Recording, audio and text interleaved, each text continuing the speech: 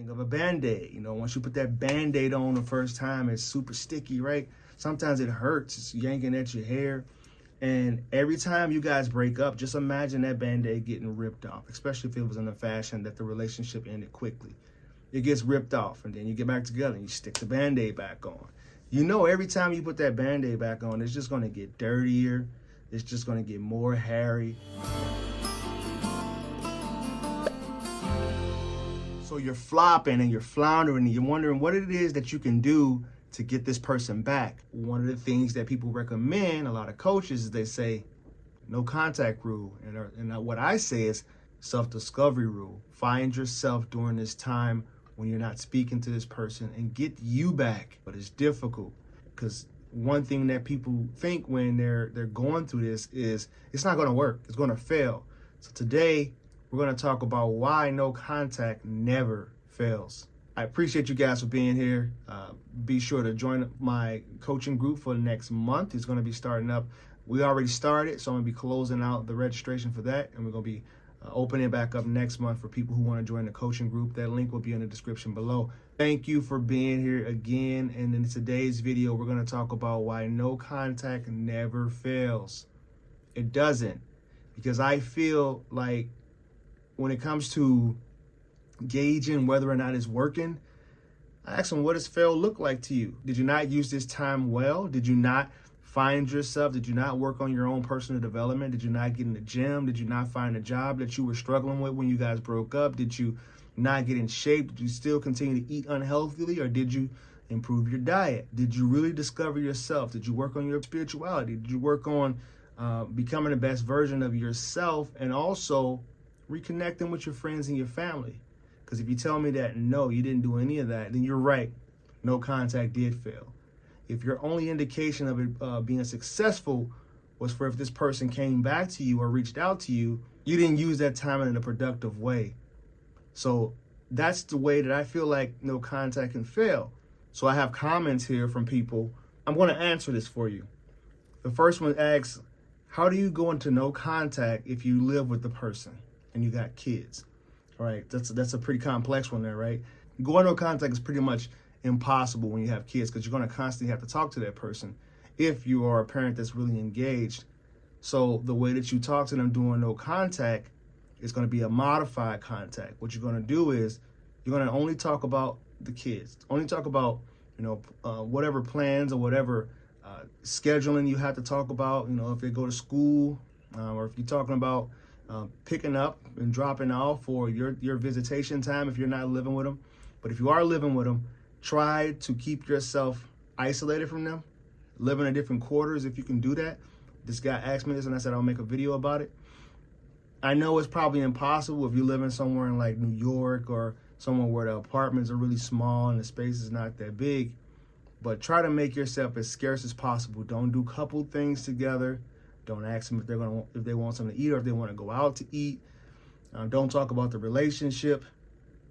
Pretty much be a roommate.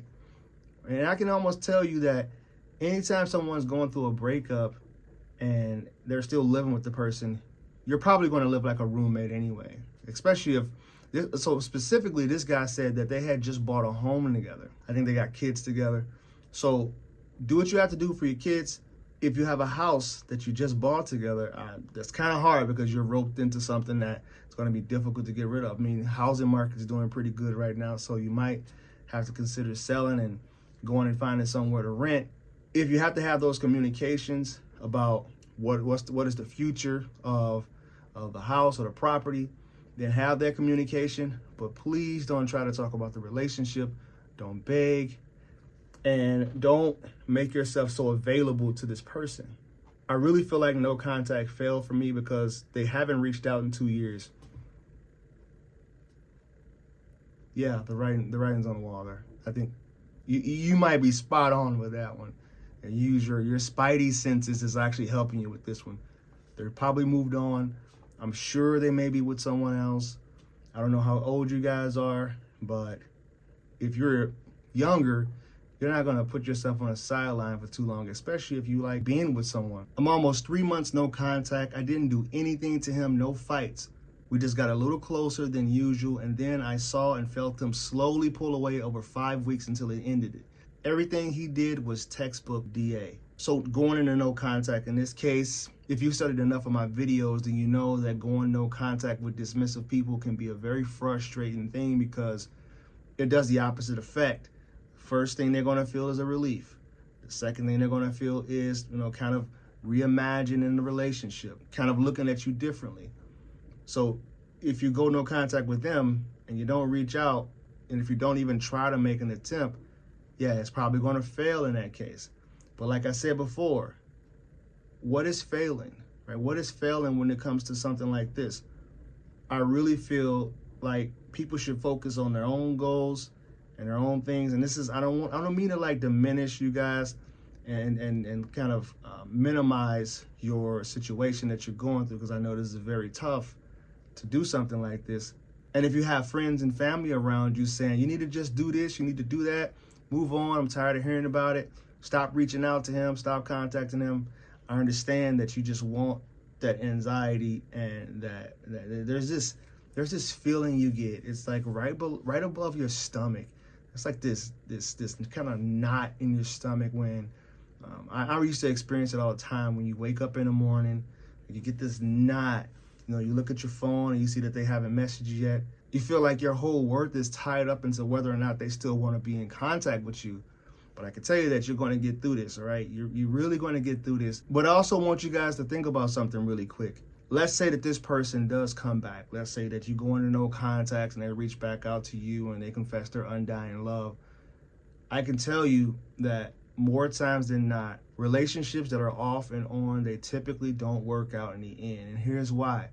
I think of a Band-Aid. Once you put that Band-Aid on the first time, it's super sticky, right? Sometimes it hurts. It's yanking at your hair.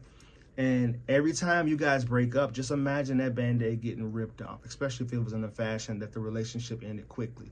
It gets ripped off, and then you get back together and you stick the Band-Aid back on. Every time you put that Band-Aid back on, it's just going to get dirtier. It's just going to get more hairy. And after a while, it's just not going to stick as well. It's going to continue to start flapping off. You'll be putting your hoodie on or your shirt on one day, and next thing you know, the Band-Aids in your hoodie or in your shirt because it just fell off, and that's kind of how those relationships usually end, especially if it's one that's more like a codependency. It doesn't end well. It doesn't end pretty, right? It ends up very messy, very hairy, and very dirty. So I hope you found this video valuable. If you want to reach out to me on my other social medias, Twitter, Instagram, Facebook, as I am Coach Court, and the quickest way to get into contact with me is through my website at www.fruitfulseeds.com. And I want you guys to always remember, when you go be love, you'll never have to find it. Namaste.